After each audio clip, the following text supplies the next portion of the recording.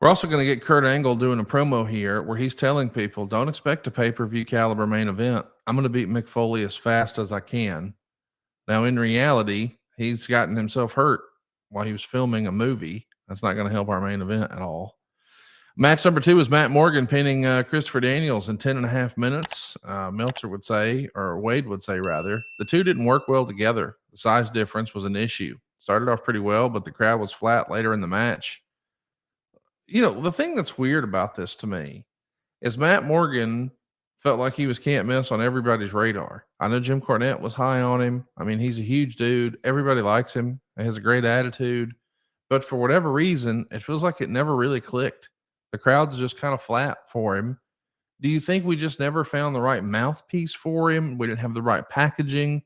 Like Matt Morgan is one of the great what ifs of TNA at different points to me. So I have, yes, and there's, we've talked about timing is everything. You look at all the we talked about. Frankie Kazarian has every tool in the toolbox, but when you looked at our roster, during this era, you had AJ, and I'm going to forget a few others, but there was just a stacked roster. So having the ability to shine the right spotlight, Matt Morgan, when you have a 6'10" guy, you better have the ability to focus on him. I'll say that with Satnam right now. You've got to figure out, and different eras of the industry create opportunities, and other eras or time frames of our industry, the opportunities are just not there. And it wasn't for lack of effort, but Matt, it just never clicked. Just like you kind of stated, you can't put your thumb on it, but it definitely did not resonate with the fan base. It just didn't click. Match number 3 is Abyss wrestling Dr. Stevie. 9 minutes and 51 seconds in a match that was at the last minute announced as being no DQ.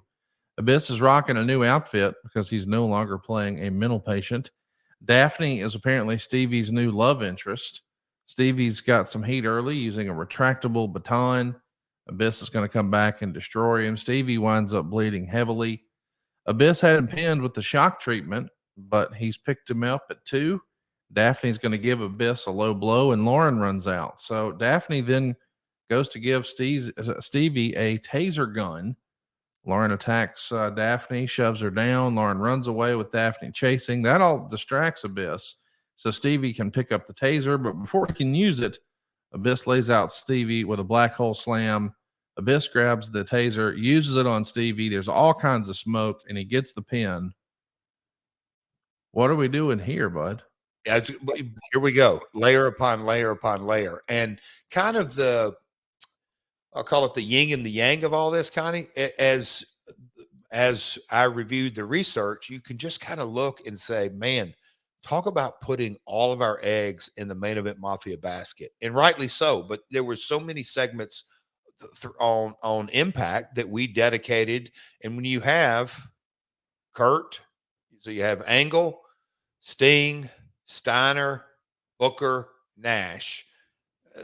You've got 5 different guys that can be woven in. So what do we have? 8 segments, 9 segments, 10 seg 10, seg 11. I'm trying to think how many segs we had back then, but let's just say 10.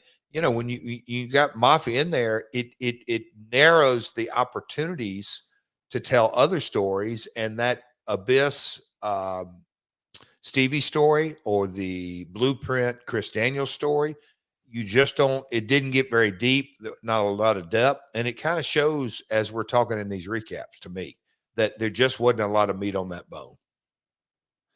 What do you think of Stevie Richards? I was a big fan of his in ECW. His story building towards Barely Legal as the leader of the BWO was one of my favorite little guilty pleasures of ECW in '97. He's having a lot of fun these days on YouTube, and it seems like he's had a second act as physical fitness and now YouTubing. What can you tell us about Stevie Richards? I mean, he's a workout fanatic. Personally, I love him. I mean, I'm not saying I don't professionally, but personally, and known him a while, and we always kind of shared that real common bond interest of cardio. But man, he went through that tough, I guess you'd say, health scare. But as guys that are finding their way in their place in the wrestling business. It's interesting to see different folks go down different roads, which more power to them. Use technology. Crowbar is doing his deal. Stevie's doing his deal. Oh gosh, who was I just talking to? Anyway, another example, Sam Adonis in the Lucha Libre. I cannot say enough good things. Our ad-free man. I'm looking forward to the next kind of intro into that. But Stevie, during this time, and the Abyss character, I think we all know that he went in, the mental patient. We were rebuilding him because I think we had built him for so long, and then we went down that mental patient deal, and it just didn't click. So in the rebuilding process of Abyss, I'll say Stevie kind of got caught in those crosswires. Hey, you're mentioning guys that you just really enjoy. Over the weekend, I heard from you where you shared a couple of clips of a guy who recently was on AEW TV and feels like he's getting a little bit of buzz. What can you tell us about our pal Ben Bishop? I mean, folks, it's help me out, Conrad. At what is it? Because you have to get the context of this guy. Go out of your way to follow him on social media. Yep. I'm a big fan of what he's doing. It's at Big Trouble BB. That's at Big Trouble BB. Big Trouble Ben Bishop. Man, this is a fun presentation, if nothing else. So, let me tell you a little inside baseball story. Please do. Yes. I was given the heads up. I hadn't seen any of his social media, but a little birdie kind of told me his platform of kind of his social media, and then he's an independent wrestler. Gosh, Conrad, you're going to be better at me. So what is his social media persona? Independent wrestler. I don't want to say a parody. Well, he's earthquake and pillar shaking. I mean, the idea is it a parody? It's certainly a parody. It's certainly a spoof. I mean, he's having fun, and the best way to describe it is just go look at it. Oh, yeah, okay. At Big Trouble at BB on Twitter.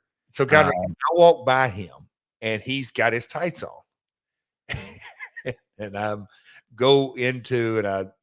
like, hey, man, I've got some shows I'm running. I'm doing a baseball show, Capital City Clash, and Conrad, shoesbaseball.com.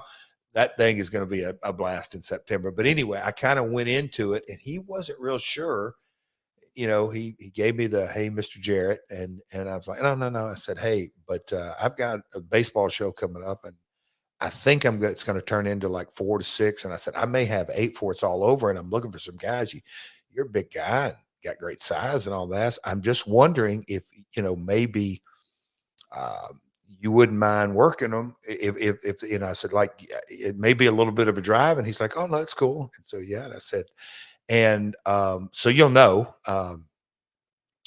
my little brother is actually going to be having some matches. And he went, yeah. And I said, he's about 130 pounds, but I said he benches, 125, 135. And I said, he's had like 6 to 7 matches, been working about 5 years. And he's kind of nodding his head. And I said, I'm just wondering if you couldn't drive up and maybe put him over. You don't have to go long, maybe 2 minutes. And I said that, the only other catch we got here is, I said, I don't have anything in the budget, but you'll get good experience. That is Big Ben Bishop. And then he realized, okay, this guy's messing with me. Check it out. You're going to love it. He's a lot of fun. One of my new favorite Twitter follows. And if you want to follow a guy who's going to make you laugh, going to make you smile, bring a little fun to your wrestling fandom, yes, it's at Big Trouble BB on Twitter. That's at Big Trouble BB.